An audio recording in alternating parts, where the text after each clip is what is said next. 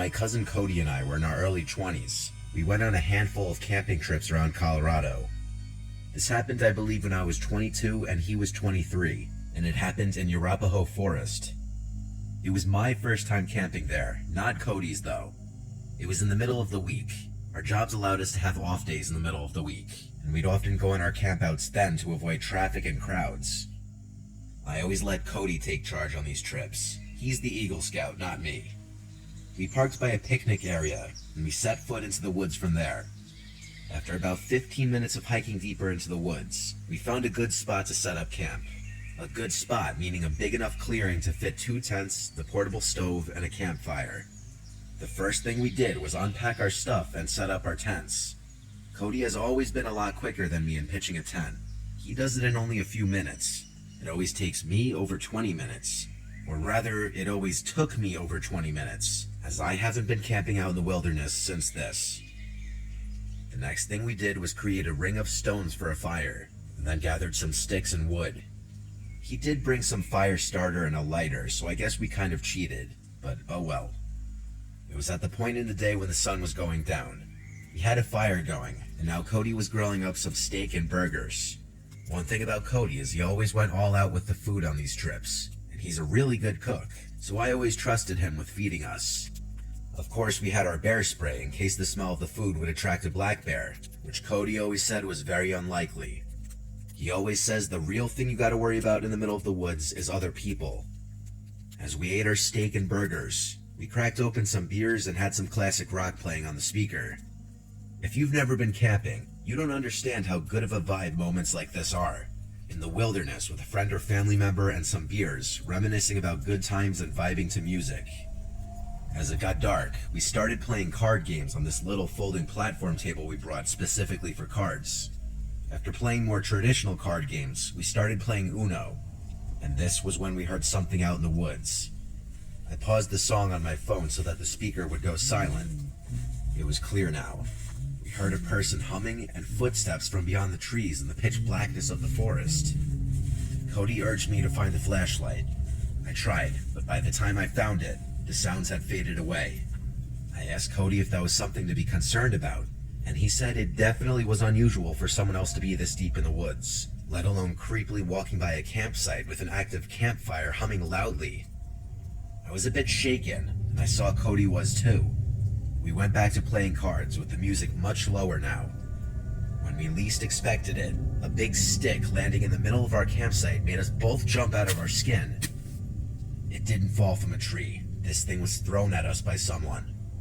Cody started yelling something along the lines of, "Whoever's out there messing with us, get a life and f*** off." And then, footsteps could be heard once again in the distance. They were walking away from us. I said we should pack up camp and move somewhere else. He said absolutely not in the dark. We both had bear spray, and he advised to just keep it next to me in my tent when we go to sleep. It was the closest thing to ranged self-defense weapons we had. We kept hearing sounds like tree branches cracking in the distance, sounds that you would never expect an animal to be making. Someone was out there, maybe multiple people, that much was clear. We had to go to sleep eventually, so we agreed that maybe we should take turns staying up to keep watch to make sure that no one comes to our campsite and steals anything, or worse. Cody agreed to take first watch. He said he'd stay up and read his book. So I crawled into my tent and then my sleeping bag and went to sleep. Waking up in the middle of the night while camping is normal. You're in a cold, outdoor environment in an uncomfortable sleeping bag. Any number of things could wake you up. I didn't yet know what woke me up. I was still in a fog. My brain didn't feel fully woken up yet. I looked up and saw a head peering into my tent. It looked like Cody. I rubbed my eyes, but really it was the darkness that was preventing me from seeing anything of his face. I said, "Cody?" thinking he was waking me up to take my turn of keeping watch. I said groggily, "Is it my turn?" I stared at the head peering at me in my sleeping bag, slowly growing more awake every second. Then I heard the zipper to the tent quickly zip up, and his head disappeared. I laid back down in my sleeping bag, but only for a second. I suddenly had some weird moment of clarity, where I shot to an upright position and listened as the footsteps walked away. "Cody," I said. He didn't answer. I unzipped my tent to peek out to the campsite. The fire was dead. Cody wasn't out there. I went over to Cody's tent, which was zipped up. I unzipped it and looked inside to see Cody fast asleep in his sleeping bag. I got chills, goosebumps, whatever you want to call it. I almost shit myself at the realization. I started shaking him awake, and when he finally awoke, I told him someone's here, at the campsite. It took him a minute to come back to reality just like I did. But when he did, he grabbed his bear spray. He said he must have dozed off while reading. He said I should sleep in the tent with him tonight, but to do that, I'd need my sleeping bag. He came outside of the tent with me and stood watch as I ran to my tent to grab my sleeping bag. In my tent, grabbing my sleeping bag, I heard that goddamn humming again from outside. I grabbed it and Cody whispered at me to hurry up. I said, "You hear that too?" He said yes. We both got back in his tent and zipped it up, with our cans of bear spray by our sides. I tell you, in those moments, I wanted nothing more than for a bear to come and save the day. The hours dragged on as I stayed up while Cody slept. After 3 long, horrible hours, I woke him up and we switched. When Cody woke me up, it was almost dawn. There was light outside. So we packed everything up, and by the time we were done, there was plenty of light to hike back to the car. While we could have driven somewhere else and had another night of camping elsewhere, neither of us were feeling it anymore. This was a haunting experience, and I think we both just wanted to be in the safety of our houses. It's been 6 years since this happened, and he's hit me up a few times since then about camping, but I haven't really had interest since this experience. People are just too scary. Why was someone out there stalking our campsite? And the sight of that person's head in the dark, just looking into my tent, it was straight up from a nightmare. I may never go camping again, honestly.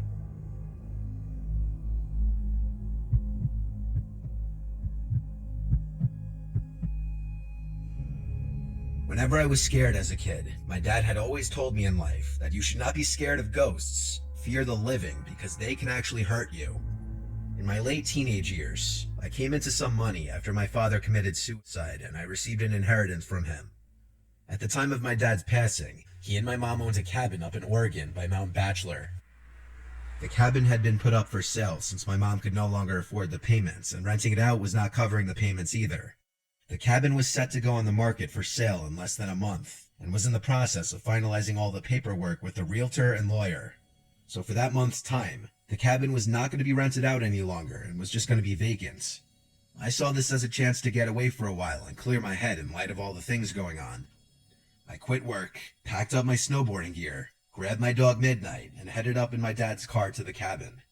My first 2 days at the cabin were normal and nothing out of the ordinary happened. I spent my days playing with Midnight in the snow and snowboarding, and the evenings playing PlayStation or listening to music, drinking and smoking out on the balcony. I had already stocked up on food, cigarettes, and liquor, so I was pretty much a shut-in aside from the occasional out to hit the slopes. With my dog as company and DVDs, PlayStations as entertainment, I was quite content and started to feel relaxed after all the drama that had preceded my outing. The cabin itself was 2 stories. The bottom story had the living room and a side guest bedroom along with a small kitchen. Upstairs had another 2 rooms along with a walkout balcony attached to the master bedroom. Most of my time was spent either in the living room, kitchen, or master bedroom. I never ventured into the other rooms and always kept the doors leading into them shut. The 3rd day came around and I was going through my usual routine of playing with my dog, playing games, and watching DVDs. That day it was a pretty heavy snowfall, so instead of hitting the slopes, I stayed in. That's when things started getting a bit weird. In our area, there were only 2 other cabins adjacent to ours, maybe a block away from each other. All other cabins aside from these 2 were around a mile away from ours. Surrounding us was mostly forest and very tall pine trees. Both these cabins were empty, and from the past couple of days, I knew that no one was currently staying there. Around midday, while outside with my dog, I noticed what looked like footprints in the snow around the area surrounding our cabin. It was still snowing, so the footprints looked semi-fresh, like someone had just been there in the last 20 to 30 minutes before me. I thought that maybe someone was staying in the cabin near me that I may not have noticed. Maybe they were shut-ins like me. Alright, whatever. The footprints led away from my cabin and they disappeared in the snow towards the denser part of the trees. I disregarded the footprints and went back inside. Nighttime came around, and I decided to head to bed. My dog Midnight was laying on the bed with me when I noticed his ears perk up to a listening position. This was followed by him quickly jumping off the bed and running downstairs to the living room. I lay in the bed and stayed silent. I was honestly freaked out, and I could hear him moving around downstairs back and forth. After around 5 minutes, he ran back upstairs to me and started to do his doggy dance for the sign that he had to pee or that he wanted to go outside. Shit, well fine, I can't say no to him, so we both went downstairs to the outside driveway for him to do his thing. Only he didn't want to pee. As soon as we were outside, he started to pull his leash, trying to drag me to where he wanted to go. He kept looking into the dense part of the trees where the prints had been earlier, but he also kept sniffing the side of the house and looking up towards the roof. After he figured out that I was not going to go where he wanted, he sat himself down and just stared into the darkness. A bit unusual for him, but alright, maybe there's some forest animals out there that he wants to chase down. But fuck this, I didn't want to chase anything, so I pulled him back inside and we both headed back upstairs. Around half an hour later, I was lying in my bed when I heard what sounded like hooves walking on my roof.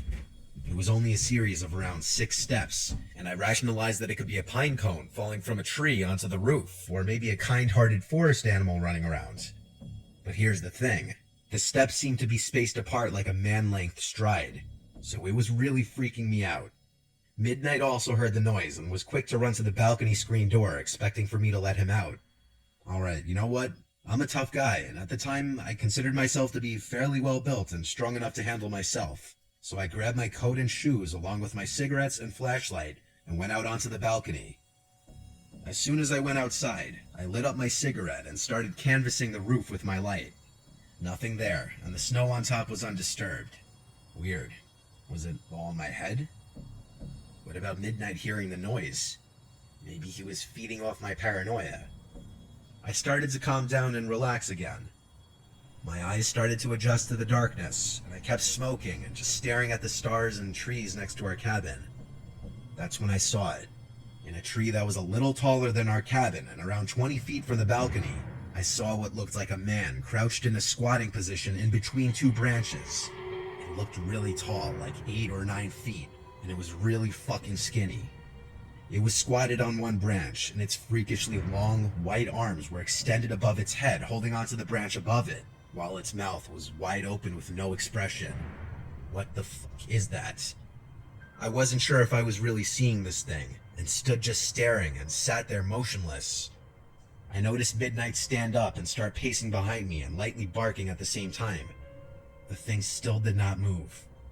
I put my cigarette out and was debating on shining the light in the thing's direction, but something in my head kept screaming not to. So I walked backwards to the inside of the room and pulled Midnight with me.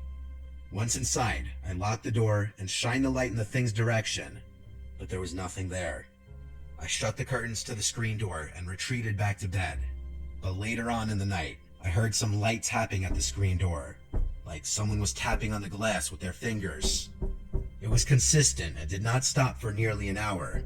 Midnight seemed to stare at the door, but he wouldn't go near it anymore. The weirdest part was that I had a feeling like someone was inviting me to open that door, but at the same time, I kept hearing my dad's voice in my head, telling me to stay in bed and don't do it.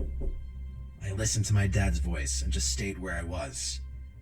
I passed out eventually and woke up in the morning. It didn't take me long to pack everything and get the hell out of there.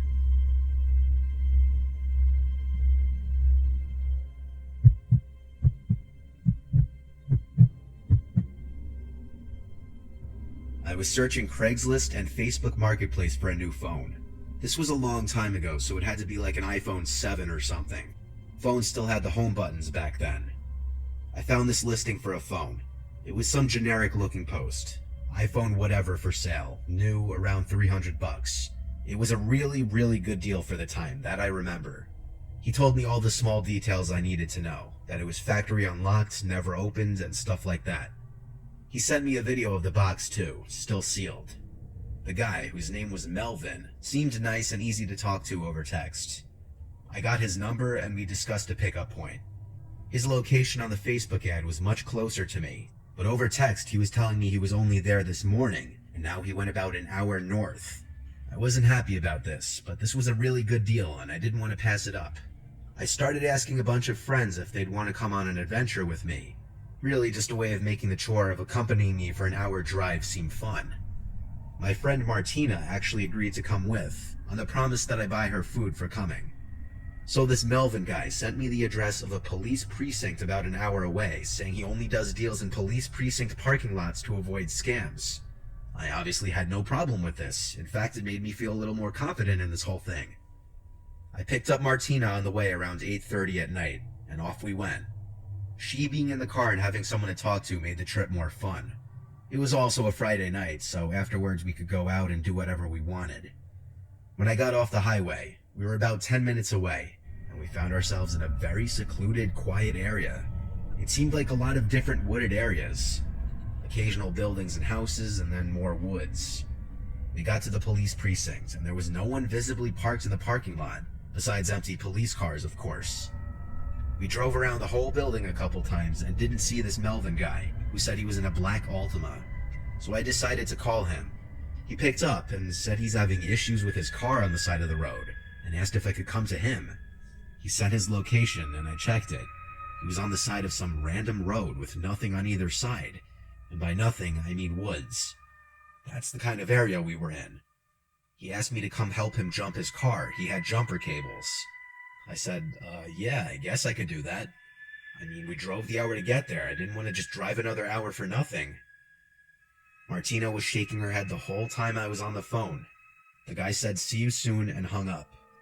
Martina then basically screamed, no way, this is sketchy, we're going home. I told her we'll just drive past the location he sent and see what's up. I did agree with her, though. This seemed incredibly sketchy. I just was very upset if we drove 2 hours for nothing. We did drive to the location, and when we got to it, we saw the reflection of a car's front lights coming up on the pitch-black road we found ourselves on.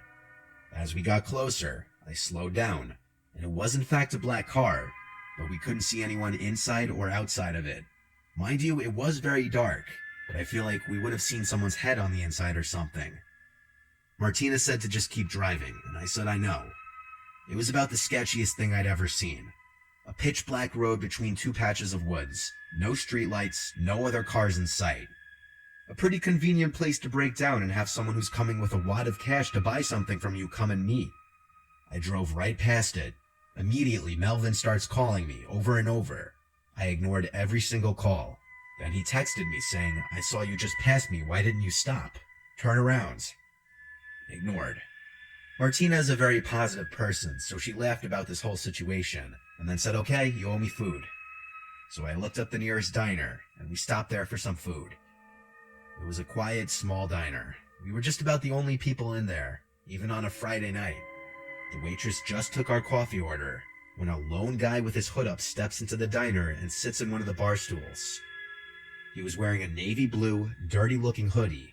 He glanced over to Martina and I, then looked straight ahead, talking to the lady working behind the counter, apparently ordering a coffee. The man kept glancing at our table like every minute, so I whispered to Martina, don't look now, but that guy at the counter might be the Melvin guy. The waitress came with our coffees and asked if we were ready to order. I said a few minutes, please. When the lady behind the counter handed that man his coffee, he said loud and clear, thank you, darling. It was that guy from the phone's voice, Melvin or whatever his real name was. I told Martina that's him. We need to pay the check and leave. I waved the server over and whispered to her if we can just get the check. She asked if something's wrong, and I noticed the guy look over as I said this. I said yes, we just needed some coffee for the road. So she got the check, I paid, we downed our coffees, and left the building. We got in my car, and Martina said, oh my god, he's getting up. I looked into the diner and saw that guy leaving towards the door. As quickly as possible, I drove us out of that parking lot and sped down the road. And yes, we noticed a black car in the parking lot that could have been the one that we saw on the side of the road. I was driving too fast for him to have caught up. We got back on the highway and I was flying for a while, until I got a low tire pressure light come on. I knew instantly he slashed my tire. The PSI was going down fast, so to avoid damage, I pulled to the side of the highway and parked it. I went out to confirm that my tire was slashed. I had to replace the tire with the spare, which took about 15 minutes. The whole thing was a disaster. And if you're wondering, yes, I still got Martina dinner that night. Now Martina and I look at it as a crazy story that we can look back on and tell people. It's absolutely horrifying, though, how close we were to walking into a trap.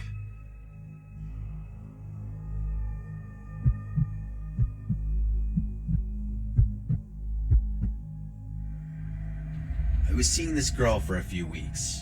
We'd been on 2 dates. Her name was Phoebe. We matched on a dating app and eventually met a few days later. She was 4 years older than me. Our first date was drinks, and our second date we went out with my friends on a weekend. My friends had neutral opinions about her. They thought she was, quote, nice and kinda quiet. They'd later reveal their actual thoughts on her, but I'll get to that later. Phoebe invited me to an upcoming high school reunion party. She told me she didn't want to go alone, and honestly, after she came to hang out with my friends and I felt like I owed her. This reunion party was falling on a random Saturday in the fall. It wasn't organized by her school, though. She told me that it was organized by this rich guy from her class, and it was being hosted at his house. I haven't had my high school reunion yet, but as far as I know, these things are usually held at bars or catering halls. We got to this guy's house, and it was admittedly a fancy-looking house. It had a gated driveway, but no fancy cars parked anywhere in sight. I thought was maybe the owner parked his car in the garage during the party. The second we stepped into the house, I felt like everyone was staring at us. More specifically, me. A few people came up to Phoebe and hugged her hello, then shifted their attention to me. I felt almost like I was being interrogated with some of the questions these people were asking me. Like my whole life story, what I do for a living, who I live with. Finally, Phoebe pulled us away, only to go talk to more people who I also felt like were asking really personal and weird questions. There was also something about all the people in here. They seemed to be older looking than 28, which was the age Phoebe told me she was. Some of these people looked well into their 30s. I made a comment on that to Phoebe, and she said, yeah, some of these people aren't aging too well. I asked if she remembers all these people, and she said yes. I then asked who the party host was. I was curious to meet the owner of this big house. She said she hadn't seen him yet. Throughout the entirety of me being there, I felt like everybody was shooting me daggers. They wouldn't look away either. I whispered that to Phoebe, and she said back it's probably because they're wondering who I am. At the time, that was the only logical explanation I could think of, too.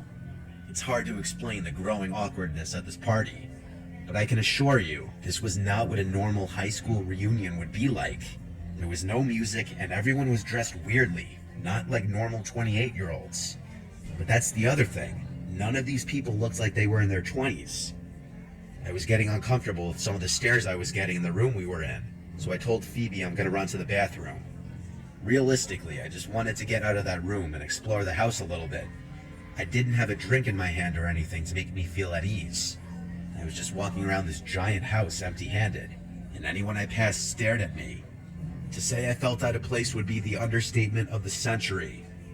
I found the bathroom. I stepped inside even though I didn't have to go. I locked myself inside just to sit and regather myself, take a break from the awkwardness outside.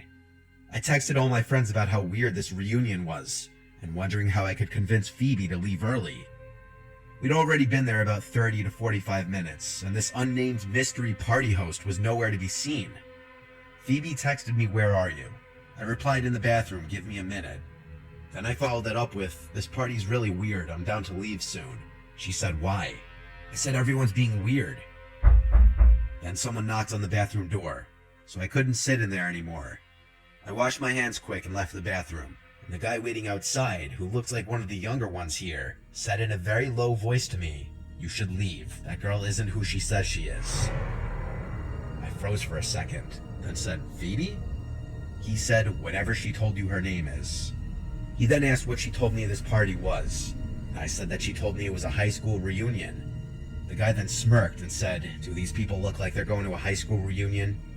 He left it off with, and I quote, "Trust me, leave sooner than later." And then he walked into the bathroom and shut the door. I almost knocked on the door to get him to come out and further explain, but I thought for a second. I was already suspicious and uncomfortable in this house. That guy just confirmed something weird is going on here. I walked straight to the front door without drawing attention to myself. I still felt people staring at me as I walked to the door. I walked straight from my car in the street and drove home. Phoebe texted me asking where I went. I didn't answer. When I got home, I looked up her number on White Pages. That number was not associated with the name Phoebe. The name that came up was Claire Foster. The address that I picked her up at both times is also different than the address that came up on White Pages, which made me realize I never saw her leave the house. She was already waiting on the sidewalk both times. I replied to her text, "I had to leave, I'm sorry," and blocked her number. My friends all made jokes, and they told me she thought she was weird and off from the start, but they didn't want to tell me that and make me feel bad. My one friend joked that it sounded like I was in the movie Get Out. My friends and family all have had little theories as to what was going on. Some people would even think I exaggerated the whole thing until I told them about the fake name the girl gave me, and the guy telling me to leave sooner than later.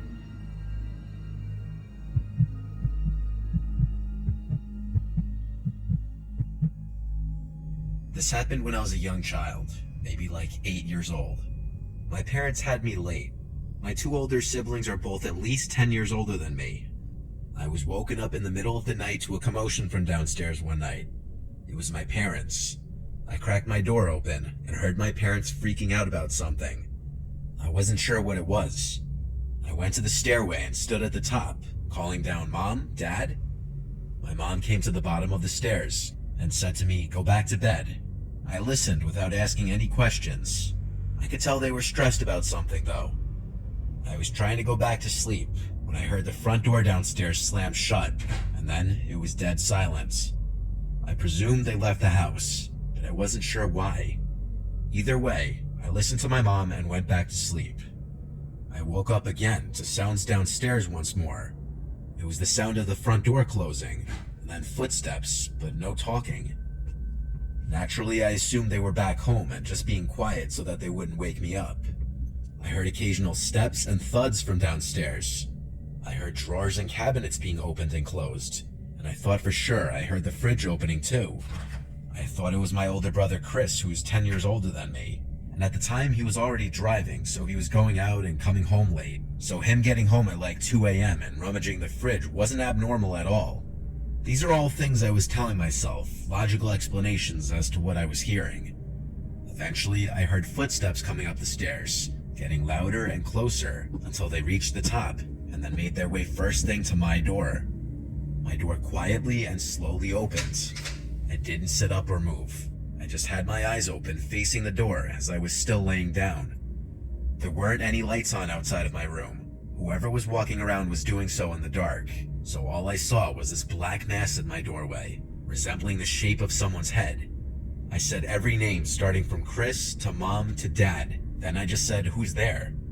They didn't reply. They just closed the door, and I was left there confused but mildly creeped out. I heard footsteps going downstairs. I was convinced it was my dad now, just coming to check on me after getting home, though I wasn't sure why he was ignoring me. I didn't hear anything from downstairs for a while now. I allowed curiosity to get the better of me, and I went downstairs in the dark. I kept all the lights off as I was approaching the kitchen, and I froze at the doorway, noticing a tall figure standing right in the middle of the kitchen. I said, "Dad?" assuming it was him just based off the size of this person. A deep voice said, "Go back upstairs." I ran back up the stairs to my room and closed the door and jumped under the covers. All I was thinking was, why did my dad's voice sound like that? The reality of a stranger being in the house didn't dawn on my innocent little mind. Not until a little later, when I heard the front door opening and a commotion from downstairs again. The voices of my parents. I went to the top of the stairway again, and they were shocked to see I was still awake. I asked what happened. They told me that Chris had a little accident, but that he was going to be fine. I found out months later that he had gotten into a car accident driving in a condition that he shouldn't have been driving in. My parents got a call from the hospital, and so they rushed to see him first thing, leaving me to sleep. I asked my dad if he had come in my room before, and that was when I learned that they had been gone for hours.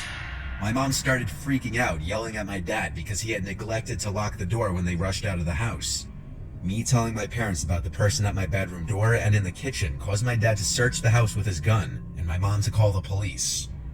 The last thing I really remember was being asked by a police officer to give my story. My parents tell me that they felt like morons having to explain to the cops that they left me alone and left the door unlocked. I don't think anything of value was stolen, even though whoever broke into the house clearly didn't have intentions of harming me. Having a complete stranger in your house is already a terrifying ordeal. Now imagine going through that at 8 years old.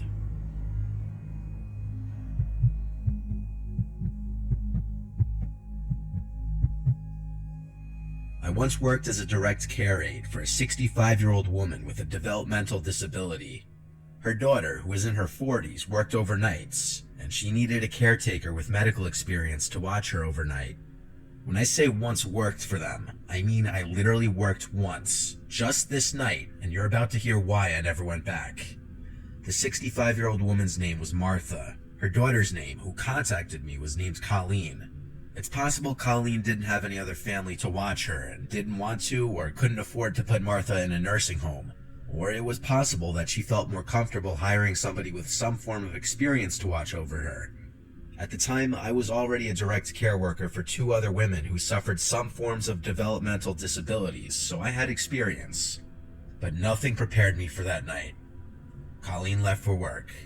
Earlier that day, I worked my first job, so I was really pushing my body to exhaustion, trying to make as much money as possible. Colleen had introduced Martha and I. Martha had given me a smile before Colleen brought her upstairs to her bedroom for the night. It was around 9 p.m. Colleen told me that Martha would sometimes walk around the house at night acting confused, and I'd need to calm her down and bring her back to her room. She specifically addressed this not to be a form of sleepwalking when I asked. She said it's one of the symptoms of her mother's dementia. I told her to rest assured that I'd know how to handle it. I spent my time initially in the living room catching up on my show. These jobs aren't super glamorous, and for the most part, it is a lot of sitting around. I heard footsteps from upstairs. I went to the stairway and looked up the stairs, then called Martha's name asking if she needed anything. She didn't answer. I heard her footsteps go back to her room, and then the door closed. Maybe she went to the bathroom. I went back to the living room and watched some more TV. It was maybe an hour later that I got up to grab my sandwich that I brought from the fridge. As I left the kitchen with a plate and my sandwich to go back to the couch, I nearly had a heart attack and dropped the plate when I saw Martha standing at the doorway. Glass shattered everywhere. I apologized to her and asked if she was okay. She started yelling at me, "Who are you?" I reminded her who I am. I'm her direct care worker here to make sure she's okay. Everything she said at this point was in a loud scream. "Why are you here? I don't know you," things of that nature. I reminded her that we had just met, and that her mother Colleen hired me to watch her and the house. This seemed to work for long enough for me to get her to come back upstairs with me and to her room. I brought her up a glass of water and some melatonin and clonazepam. I made sure she took both before going back downstairs. After a few hours, I was absolutely exhausted. I had to get a couple hours of shut-eye. There was a spare bedroom upstairs with a twin-size bed where Colleen said I could rest if needed. I felt like at this point Martha was asleep for the night from the melatonin. I fell asleep within minutes, but I was asleep for only maybe an hour. I woke up to a sound from downstairs. It was this repeated slamming. Every 1 to 2 seconds, something from downstairs was being slammed. I jumped out of the bed.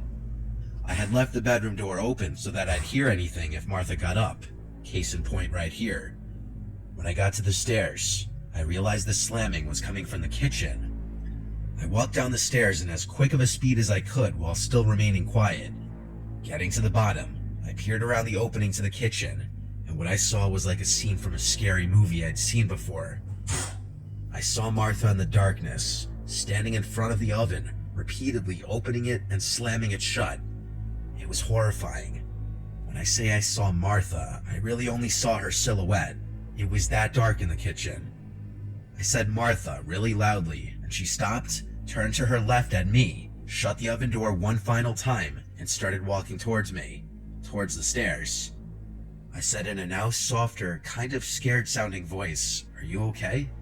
She got close enough to me where I could now see her facial features, and she looked at me with this blank expression, then walked right past me and started walking up the stairs.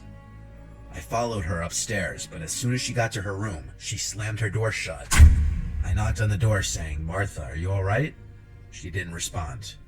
I quietly opened the door just to peek inside, and I saw Martha at the side of her bed, just standing facing the wall. I've seen a lot, but this was some pretty unsettling behavior that I feel like is the exact kind of stuff you'd see in some scary movies, like I mentioned before. I walked over to her and gently eased her into the bed. When she was laying down, I covered her, and for what I was hoping would be the final time, I said goodnight, Martha, and shut her door. I went across the upstairs to the spare room and went back to bed. I purposely tried not to fall asleep for at least half an hour just in case she'd wake up again, but I don't even know if I made it that long. All I know is I fell asleep pretty freaking quickly. I woke up once again, however much later. The room was still pitch black, and the 1-hour alarm I set had not yet gone off. I looked around the room, wondering what woke me up. I didn't see what it was until I heard a sound from inside the closet. I then noticed the cracked open closet door and the black shadow of a head peeking out of the closet. Again, I almost had a heart attack. I said, Martha. She didn't answer. I kept saying Martha a bunch of times until she pushed the door open and I saw her approaching the bed slowly. She started saying what she was saying hours ago again. Who are you? I don't know you. As she got closer, I tried calming her down, reminding her who I am. I reached for the lamp next to the bed and fumbled with it until it turned on. Martha was holding a huge kitchen knife in her hand. At this moment, everything changed. Martha was now a threat to my life, and I had to worry about myself, not her. I screamed at this point. Martha, put the knife down. I guess my scream stressed her out because she got closer and started screaming back at me, still repeating, I don't know you. I wasn't going to attempt to calm down a knife-wielding dementia patient. That was not in any job description. I mapped out a way to run around her in the bedroom, and I went for it. I jumped off the bed on the side further from her, and she screamed again, who are you? She swung the knife at the air as I ran past her. It was a slow and weak swipe from what I saw, but nonetheless showed that she had intentions of actually using it. I got downstairs and grabbed my shoes and went outside. Instead of calling 911, I called Colleen as she requested I do if there's an issue. I was courteous in doing this because getting law enforcement involved is never doing anyone any favors. Colleen was yelling into the phone at me not to leave her, and honestly I yelled back that she attempted to kill me and that I didn't call the police. She had to leave work, of course. I stayed outside of the house, making sure Martha didn't go anywhere until Colleen returned. When Colleen went inside, Martha was back in her bed asleep. Colleen went as far as accusing me of exaggerating the whole thing until she found the knife next to Martha's bed. To not give her any more fuel to blame me for any of this, I left out the fact that I ever went to sleep. But that doesn't mean that I felt in any way I did anything wrong. Colleen even offered me that room to sleep. I never worked in that house again. Martha was a scarier patient than I'd ever dealt with in any of my jobs in my 9 years of being a direct care aide.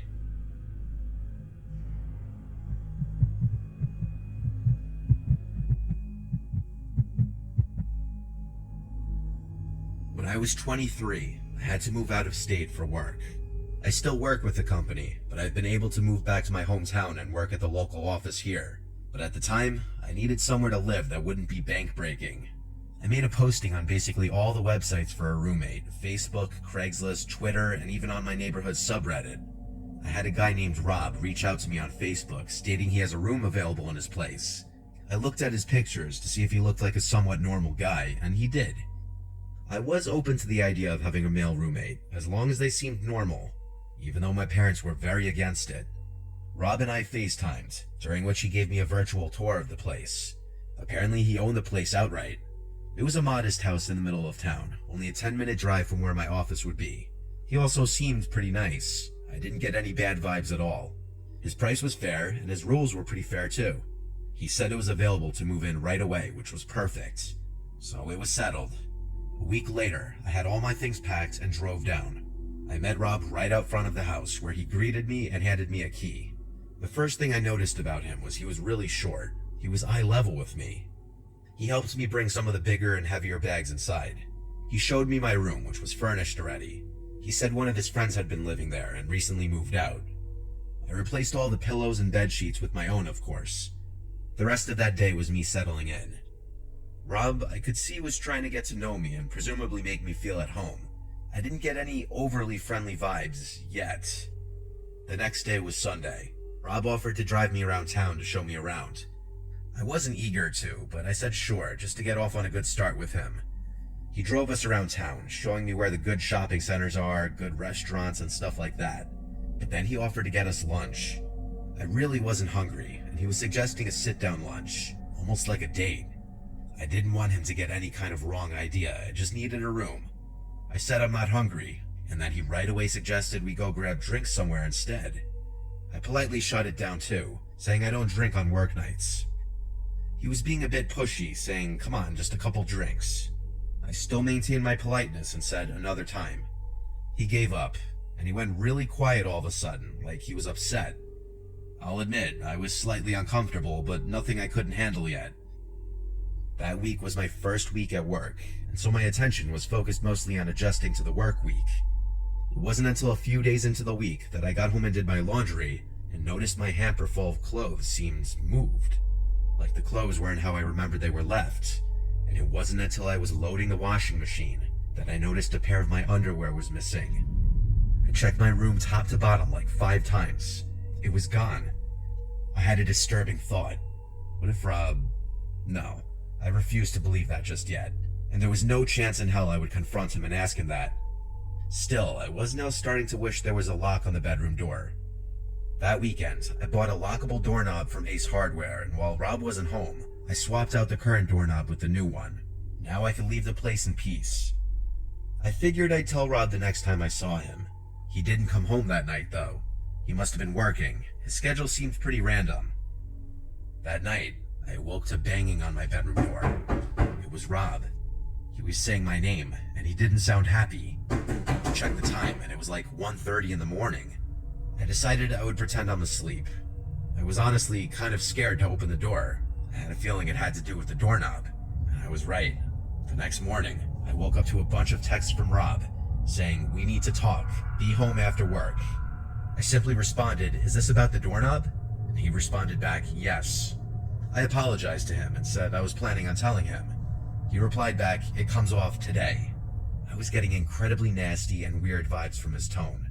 My next response I thought out a little longer, and basically said how I hope he can sympathize and understand that I'm a girl and I just feel safer being able to have privacy in my room. He responded a little nicer this time, but he still basically said no to my request and that the old doorknob needs to go back on. I was confused, I was upset, but I had to respect his rules. I did also install it without telling him, so I felt like he had a right to be kind of mad. But how did he know I changed it? It's not like I had the old doorknob sitting out in the open.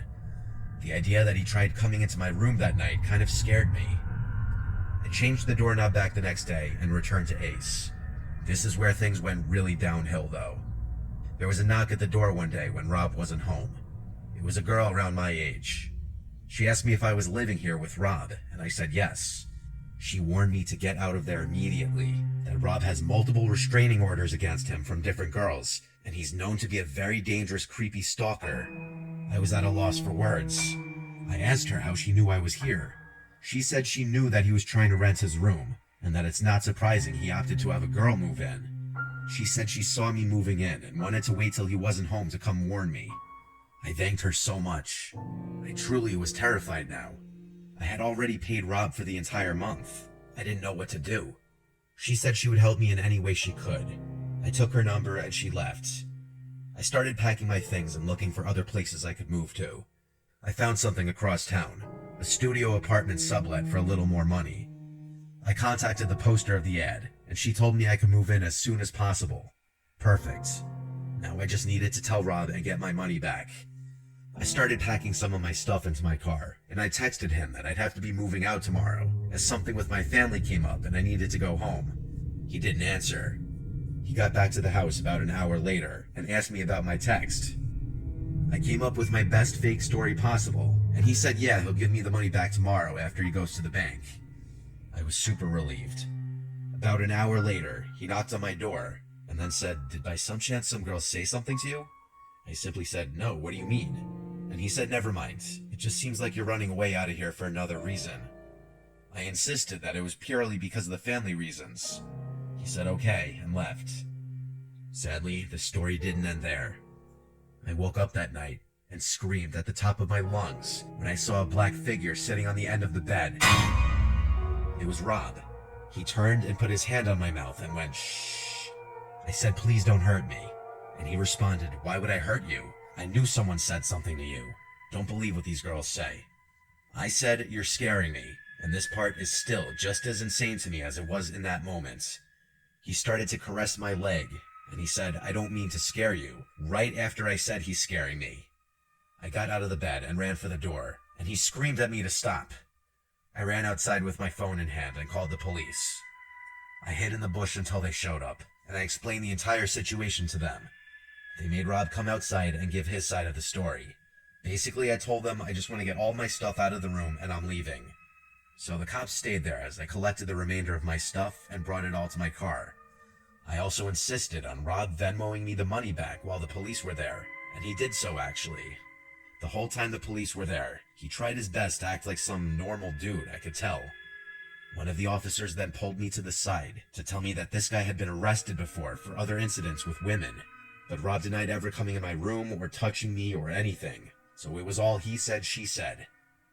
I left the house and went straight to a hotel for the night. The next day, I moved into the studio apartment. Luckily, the girl who posted it was able to facilitate my quick move-in. I have never and will never live with another man who's not my boyfriend or husband ever again, or just anyone I don't know for that matter.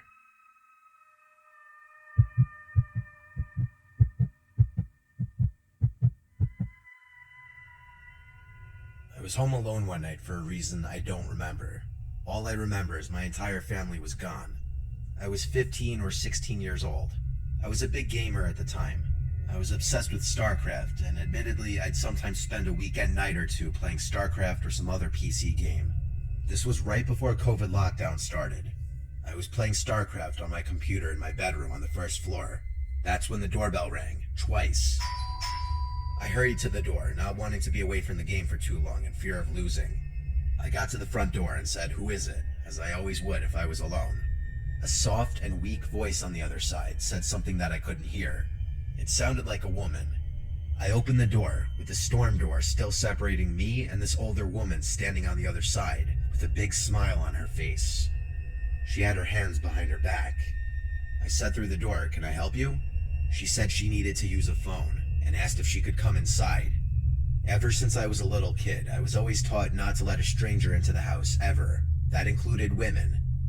I felt so awkward, though, I didn't know how to turn her away. I redirected her to the library a few blocks down, because they'd surely have a phone. Deep down, I knew the library was closed at this point, but I was just trying to get the stranger who was trying to get into my house to leave. She was still smiling, but what she said next did not match her smile. She said, "That's very rude to turn away an old lady asking for help." I replied the only way I could think to, and that was that my parents don't allow strangers into the house. It's a house rule. I slowly started closing the door as I was saying sorry, and she just stood there, not moving, but still smiling at me. And though her smile never changed, it suddenly felt much more menacing. I was walking back to my room when the doorbell rang again. There was no way in hell I was opening the door again. That woman radiated weird vibes from the start. Maybe something was wrong with her, maybe she wasn't all there. These were things I had no way of knowing, and maybe that was selfish of me to send her on her way. But I just wasn't opening the door for anyone when I was home alone. I went back to my game. Not too long after I sat back down, I heard something tapping on the window. It was a clinking type sound from something metal. The window was directly in front of my desk. I had the blind pulled down so I couldn't see what was making the noise, but I already had an idea. My room was the only room with a light on in the house. The horrible thought that it was the old woman from just before, and that she walked over to my window, terrified me. I turned off the sound on my computer. At this point, I didn't care about my game anymore. The clinking sound on the window persisted.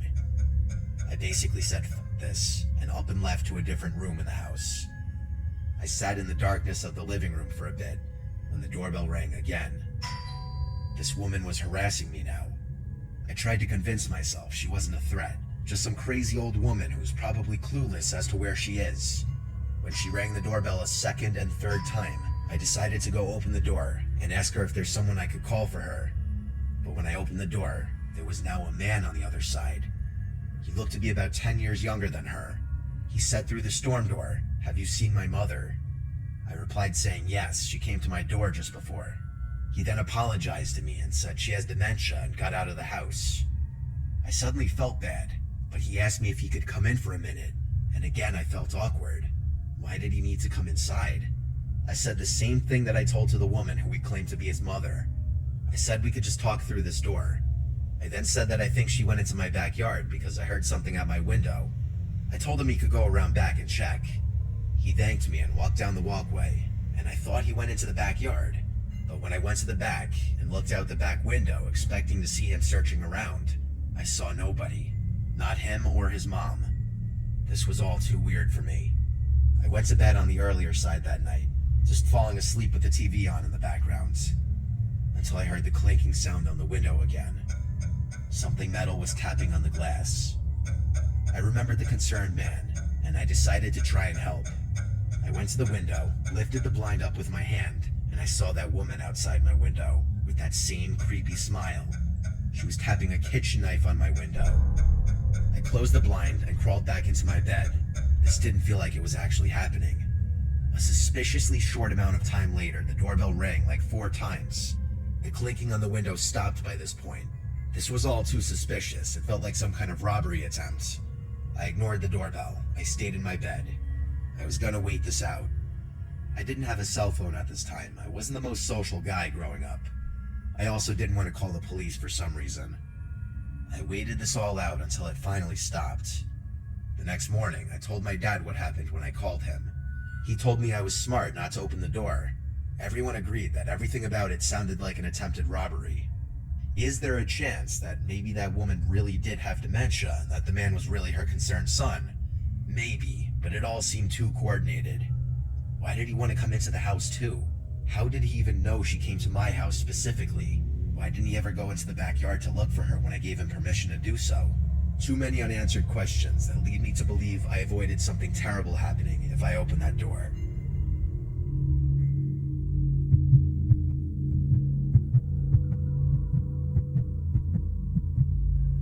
This was something that happened so long ago that a lot of details are a little blurry. It's not like it happened yesterday.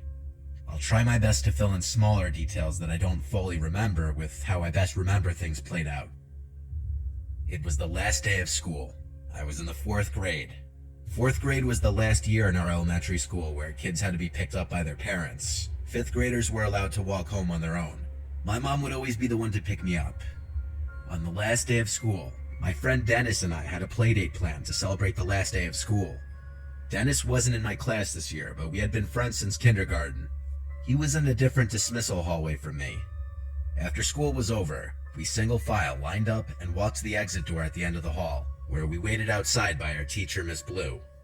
I waited for Dennis's dad to appear from the crowd of parents shuffling in and out of the parking lot next to the doors. Then I heard my name. Tommy, Tommy. I look over and see a man waving at me as he approached. He introduced himself as Dennis's uncle and said he was picking me up.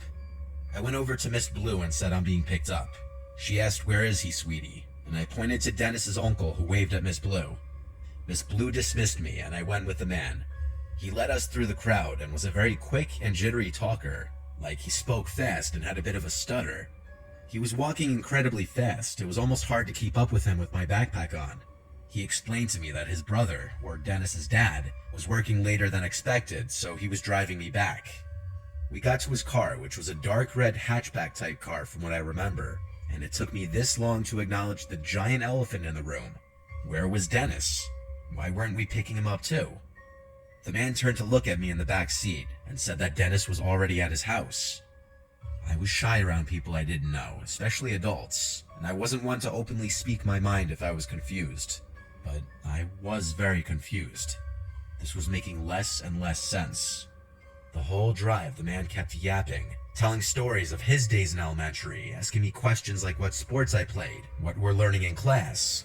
If I had to guess, we were in the car for like 10 minutes, which honestly for our town where houses were right on top of each other, that was a while. My house was a 5-minute walk away from the school. We were definitely in an area I wasn't familiar with when he parked the car in front of his house. His house looked pretty normal to me from what I remember. He led us inside and shut the door and locked it behind us. It was really, really dark inside the place, and I realized why. All the curtains were shut. It almost felt like it was nighttime in there, especially because the only source of light was a dim lamp in the corner of the room. He then looked at me and smiled. I said, "Where's Dennis?" And he started acting really jittery and nervous seeming. He said something like, "Oh, I think he's downstairs playing video games. Give me a second. Wait here." He then disappeared into a nearby room, and I heard a door open and then footsteps descending into a basement. I know my heart was already racing. I knew I was in danger. I went to the door to quietly try to open it, but I couldn't. It had some kind of lock that must have needed a key for. I really started to panic now, yet I still probably held out a little bit of hope that Dennis would be coming up those stairs, but I knew the chances of that were slim. I regretted entering that house. I did the only thing I could think to do. I went to the kitchen and found a phone hung on the wall. I picked it off the receiver and dialed 911. The first thing I said when they answered was in a whisper, "Please come to this house. I've been kidnapped." They heard me, they acknowledged me, but I didn't say another word. I hid the phone under a towel in the corner of the room with 911 still on the line. I hurried back to where the man left me as I already heard his footsteps coming back upstairs. Then he called my name, saying, "Come down, Dennis is down here." Then there was a pause. He repeated my name, and when I didn't answer, he came up the stairs fully to look at me. He asked me if I was okay. I felt so sick, and I was so scared.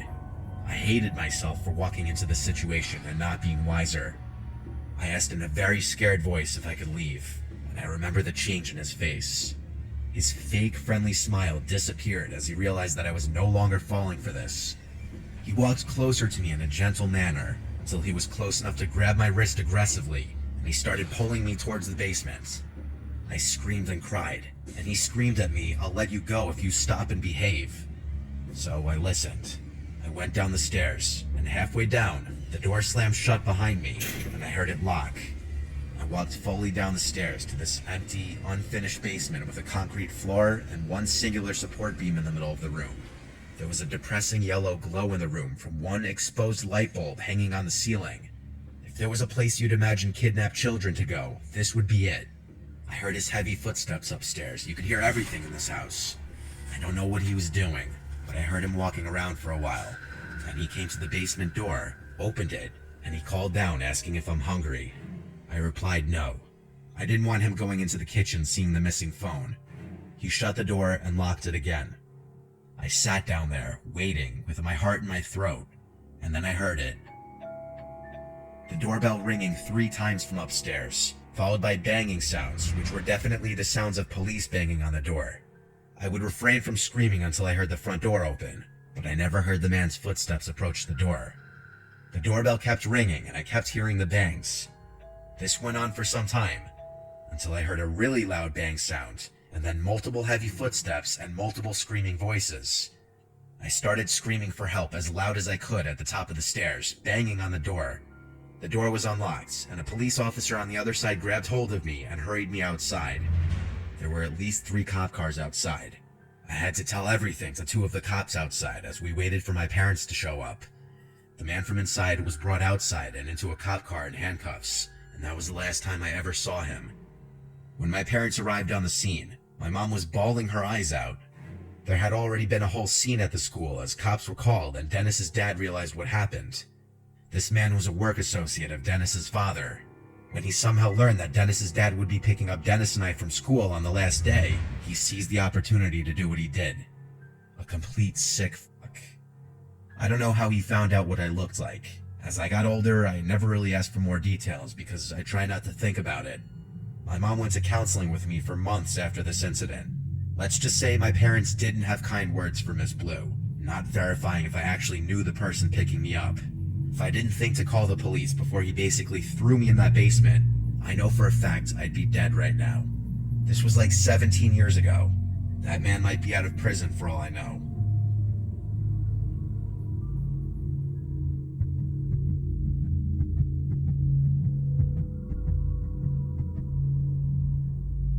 It was New Year's Eve of 2020, and all of us were ready for this horrible year to be over. My friend Logan was throwing a house party. I arrived early to help set things up. I secured a spot to sleep in his parents' room, meaning I could drive to the party and drink without having to worry about driving home. His parents obviously weren't home for the night. Most of our close friends in our friend group came, plus a bunch of Logan's friends who I didn't know. The party was fun. At midnight, everyone screamed Happy New Year and cheers their drinks. After that, people slowly started circulating out, and the party started to quiet down, as people went to either other parties, bars, or home. The later the night got, the more it became just the closer friends staying behind until it just turned into a chill drinking session in the living room. This went on late into the night. It was likely 3 a.m. when the last of everyone who wasn't sleeping at Logan's house was gone. As it quieted down, we started hearing this occasional sound. At first we didn't know what it was, but it soon started to sound like a creaking sound. It was dismissed as a sound from the fridge or something at first, which I know sounds stupid, but house appliances often make weird noises. It was just Logan, me, and Cody. Cody was falling asleep on the couch already. It was reaching that time where we were just gonna go to sleep. However, eventually we got so bothered by the noise that we had to search.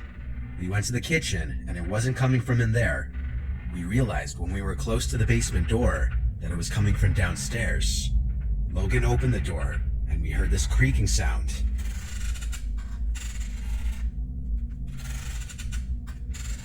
"Go check what it is," I said. He kept saying, "No way." Then he called down into the basement, "Yo, who's down there?" The creaking stopped, and we never heard it again.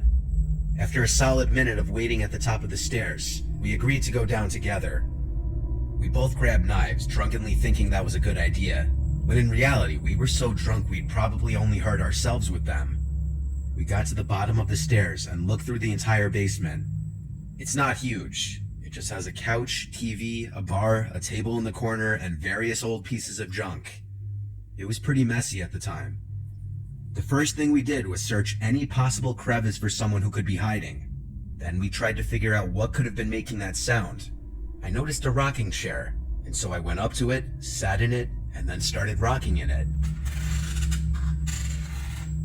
And it made the exact same creaking sound we had been hearing.